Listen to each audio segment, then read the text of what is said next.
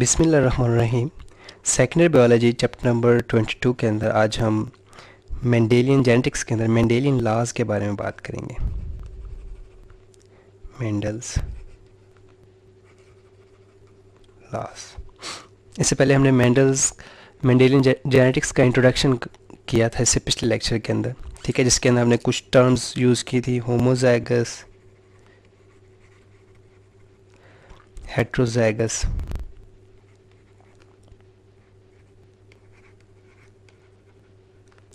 Homozygous, heterozygous. इसके अलावा हमने क्या यूज़ किया था, डोमिनेंट और रिसेसिव एंड रिसेसिव, ठीक है। तो मेंडल ने क्या किया था कि उसने मसलन होमोजाइगस है कैपिटल टी, हेट्रोजाइगस है कैपिटल टी स्मॉल टी, ठीक है। अब ये टॉल के लिए है और है ये भी टॉल, लेकिन इसमें टी जो सा है इट इज़ डोमिनेंट, ठीक है, और स्मॉल टी इसमें क्या है, रिसेसिव। यानी मेंडल ने जो सा कैपिटल लेटर्स जो से थे, कैपिटल लेटर्स उसने यूज़ किए थे फॉर डोमिनेंट, सही, कि जो डोमिनेंट ट्रेड्स थे उसके लिए उसने कैपिटल लेटर्स यूज़ किए थे और स्मॉल लेटर्स उसने यूज़ किए थे फॉर रिसेसिव, सही। सो मेंडल्स ने जो पी प्लांट के पर सारे एक्सपेरिमेंट किए, जैसे पिछले लेक्चर के अंदर हम सारा पढ़ चुके हैं इसका इंट्रोडक्शन, ठीक है। अगर आपको याद नहीं एक दफ़ा आप रिवाइज कर लें।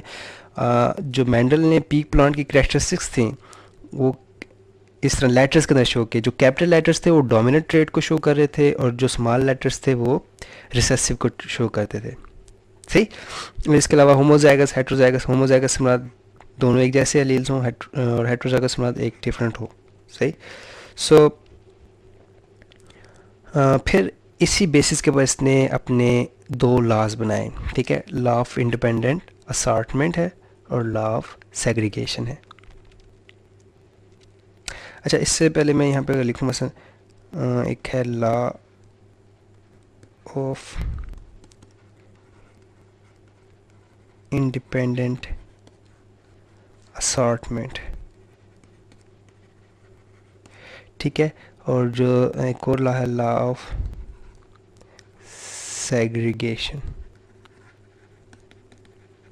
अच्छा, इनके अगर हम मतलब पे जाएं, थोड़ा बहुत आपको बताना, इंडिपेंडेंट किसे कहते हैं, आज़ाद, असॉर्टमेंट कहते हैं मिलना, सही, आज़ाद मिलना, यानी बगैर किसी दबाव के, बगैर किसी बाइसिंग के, जैसे आप कहते हैं ना, यानी बगैर किसी बाइसिंग के वो एक दूसरे से मिलते हैं। लॉ ऑफ सेग्रीगेशन, सेग्रीगेशन कहते हैं अलहदा होना, सही। तो अगर मैं यहीं पे थोड़ा सा ब्रीफ करके समझाने की कोशिश करूँ तो मसलन अगर मसलन कैपिटल टी एक प्लांट है जिसके दो एलीज कैपिटल टी के हैं, एक और प्लांट है जिसके एलीज स्मॉल टी के हैं, सही। सो ये गैमेट्स बनाएगा कैपिटल टी के नाम से, यानी एक दो गैमेट्स बनेंगे, इसके दोनों के अंदर कैपिटल टी होगा, ठीक है। इसके दोनों गैमेट्स के अंदर स्मॉल टी होगा, सही। तो ये हो गया लॉ ऑफ सेग्रीगेशन, यानी यहाँ पे लॉ ऑफ सेग्रीगेशन अप्लाई हो रहा है, सही। और उसके बाद जब ये आपस में फ्यूज़ होंगे, मसलन कैपिटल टी आएगा, फिर कैपिटल टी स्मॉल टी और फिर कैपिटल टी स्मॉल टी आएगा, सही। इस स्टेज के ऊपर जब ये गैमेट्स, यानी ये बेसिकली सेक्सुअल रिप्रोडक्शन है, ठीक है, ड्यूरिंग सेक्सुअल रिप्रोडक्शन ये गैमेट्स फॉर्मेशन है,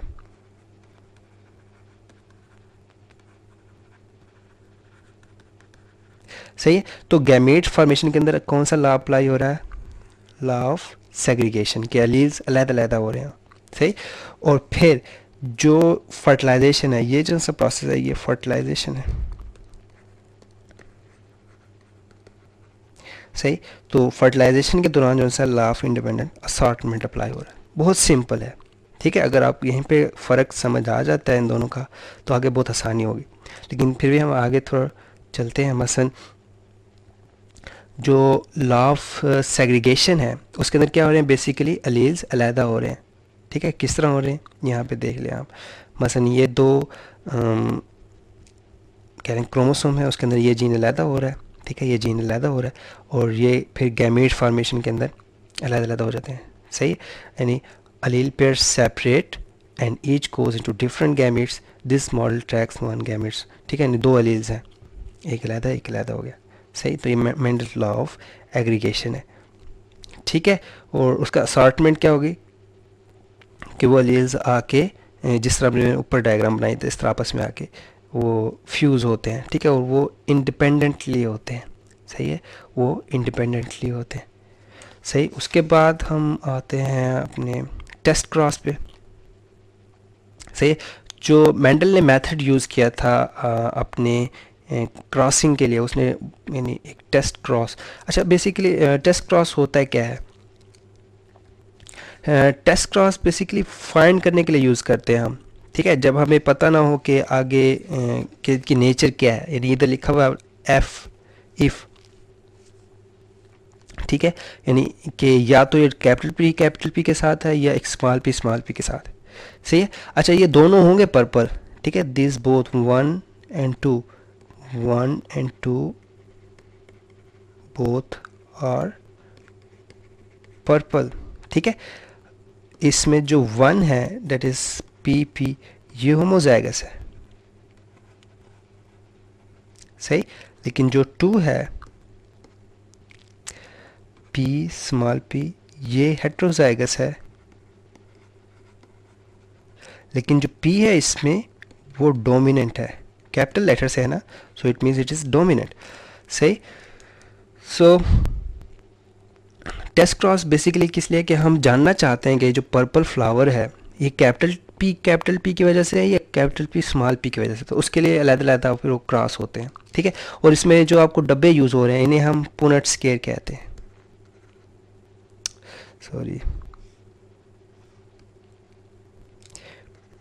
पुनेट स्क्वायर, सही। तो पुनेट स्क्वायर बेसिकली एक स्टैटिस्टिकल टूल है, statistical tool for test cross, सही। कि हम इसमें क्या करते हैं कि जो मेल के गैमेट्स हैं, ठीक है, ऊपर रख लेते हैं हम, फॉर एग्जांपल मेल गैमेट्स ऊपर होते हैं, नीचे फीमेल के गैमेट्स होते हैं, तो इस तरह हम उनके गैमेट्स आपस में फर्टिलाइज करवाते हैं, सही। सो अगर ये कैपिटल पी हुआ, सही है, तो हमारे पास अब इसने क्या किया है बेसिकली, इसको उसने वाइट होमोजाइगस रिसेसिव वाइट के साथ उसने क्रॉस करवाया, ठीक है। अब ये टेस्ट क्रॉस है बेसिकली, हमारे पास पर्पल फ्लावर है उसे हमने होमोजाइगस वाइट फ्लावर के साथ क्रॉस करवाया, ठीक है।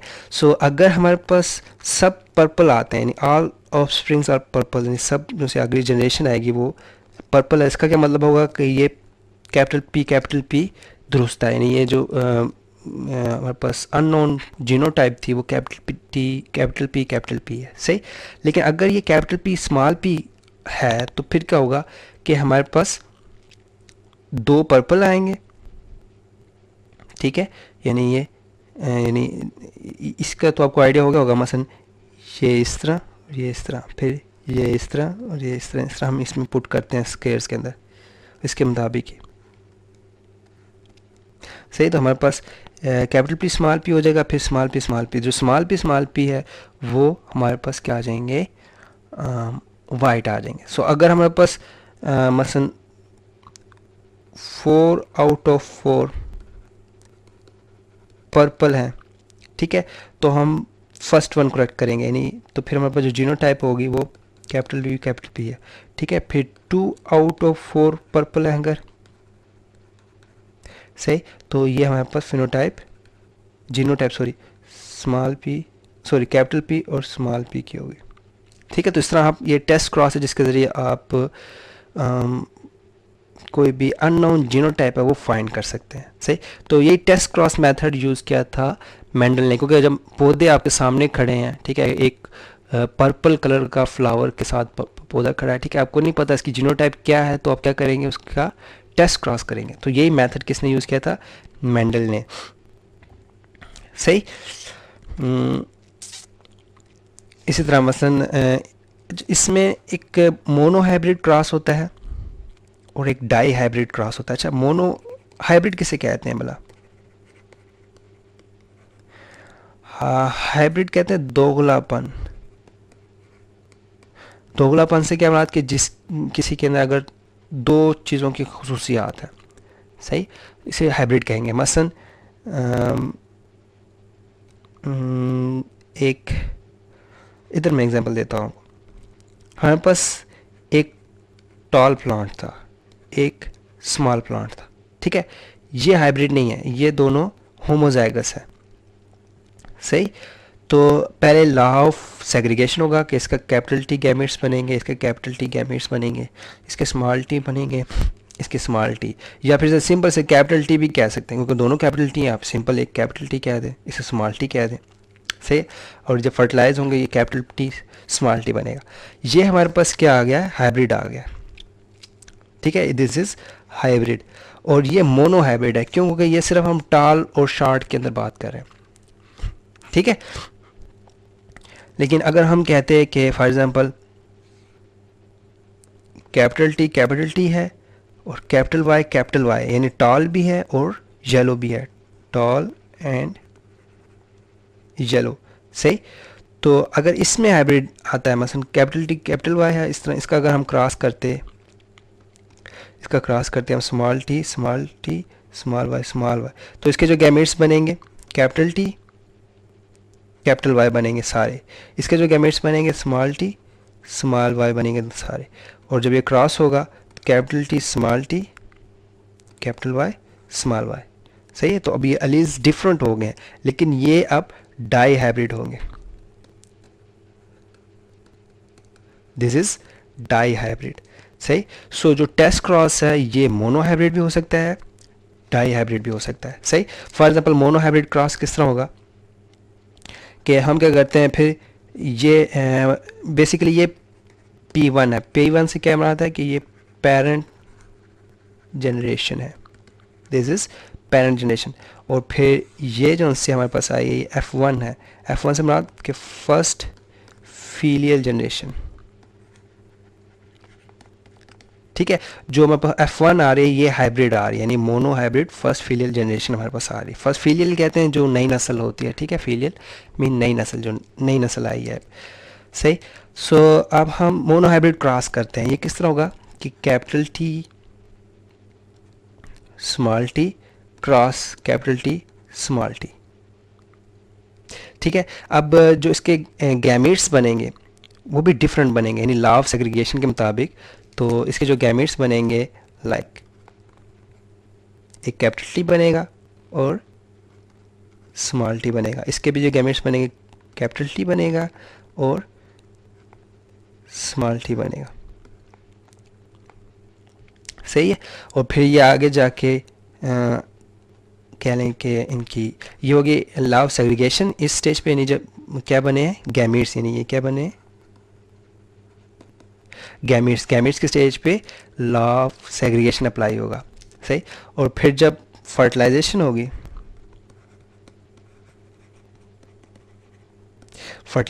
तो ये कैपिटल टी सही, फिर कैपिटल टी स्मॉल टी, फिर स्मॉल टी कैपिटल टी, फिर स्मॉल टी, ठीक है। आप इसको इस तरह भी लिख सकते हो, कैपिटल टी स्मॉल टी भी लिख सकते हो, सही। तो जो ये फर्स्ट वन होगा ये होमोजाइगस टॉल होगा, ठीक है। और जो 2 और 3 हैं ये हेट्रोजाइगस टॉल होंगे, और ये लास्ट वन जो सा है ये होमोजाइगस स्मॉल होगा,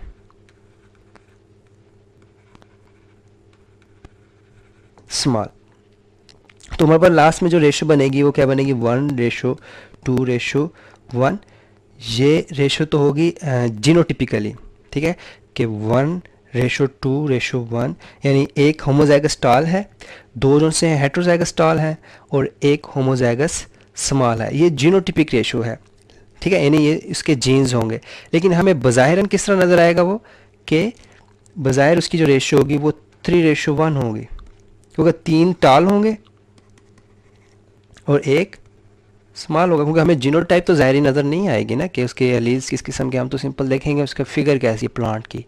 तो उसमें हमारे पास 3 टॉल और 1 स्मॉल है, यानी 3:1।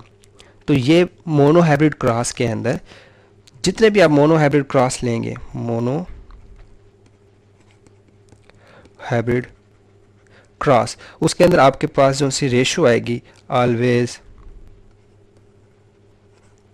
3:1 आएगी। ठीक है कि 3 आपके पेरेंट्स से मैच करेंगे जिस तरह के पेरेंट्स थे, और एक जो है वो स्मॉल होंगे।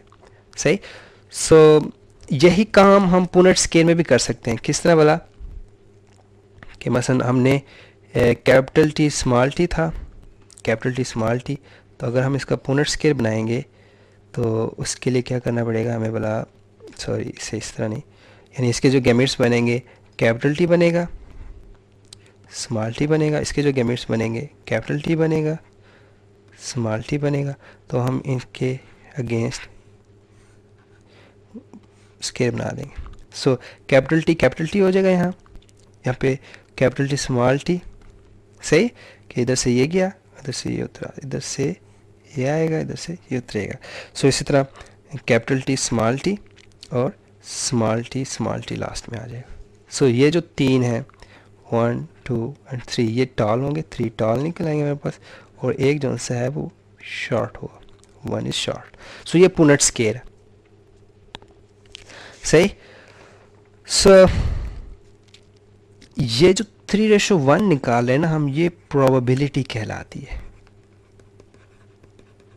ठीक है, प्रोबेबिलिटी अगेन स्टैटिस्टिक्स से लिंक करता है इसका, स्टैटिस्टिक्स सही, स्टैटिस्टिक्स से लिंक करता है। तो स्टैटिस्टिकल टूल है पुनेट स्केल भी, यानी पुनेट स्केल बेसिकली हम प्रोबेबिलिटी के लिए यूज़ कर रहे होते हैं कि हम बेसिकली चेक करते हैं कि आया हमारा जो सा वो पॉसिबिलिटी क्या है कि जो, यानी आपकी बुक में जो डेफिनेशन लिखी हुई है कि किसी भी इवेंट के जो चांसेस होते हैं उसको प्रोबेबिलिटी कहते हो। ठीक है कि मसलन अब भी ऊपर जो हमने क्रॉस किया है, मसलन P1 से अगर हम स्टार्ट करें, P1 ठीक है, इसमें 100% टाल थे, P1 के अंदर 100% टाल आया आपके पास, जो यानी P1 में एक टाल था, एक शॉर्ट था, सॉरी। उसके बाद जो F1 था उसके अंदर F1 के अंदर 100% टाल आया, 100% टाल। सही। और जब हमने F1 क्रॉस F1 किया है, ठीक है, यानी F1 क्रॉस F1 किया है, तो उस टाइम हमारे पास रेशो डिफरेंट हो गया है। जो हमारे पास प्रोबेबिलिटी थी वो 3:1 की आई है। व्हाट इज़ मीन बाय 3:1, यानी 3:1 से मुराद ये है कि 33.3% जो उनसे हैं वो आपके पास शार्ट आएंगे। ठीक है, और रिमेनिंग जो उनसे है, नहीं सॉरी 33 नहीं बल्कि 25%, सॉरी 25% स्मॉल होंगे आपके पास, और 75% टाल आएंगे। ये भी एक प्रोबेबिलिटी है। सही। तो ये भी आपने चेक किया है ड्यूरिंग क्रॉस। ये हो गया मोनो हाइब्रिड क्रॉस। सही है। डाई हाइब्रिड क्रॉस के अंदर थोड़ा सा वो लेंथी होता है। ठीक है, वो हम कल स्टडी करेंगे। सही। उसके अलावा हम थोड़ी बहुत और भी इसमें डिटेल में जाएंगे कि ये क्रॉस किस किस आप कंडीशन में यूज़ करते हो। सही। सो आज के लेक्चर के अंदर हमने मोनो हाइब्रिड क्रॉस पढ़ा, फिर उसकी जो प्रोबेबिलिटी थी वो फाइंड की, और मेंडल्स ने किस तरह चीज़ें इंटरप्रेट की उसके बारे में बात की। सो अगले लेक्चर के अंदर हम डाई हाइब्रिड क्रॉस के बारे में बात करेंगे।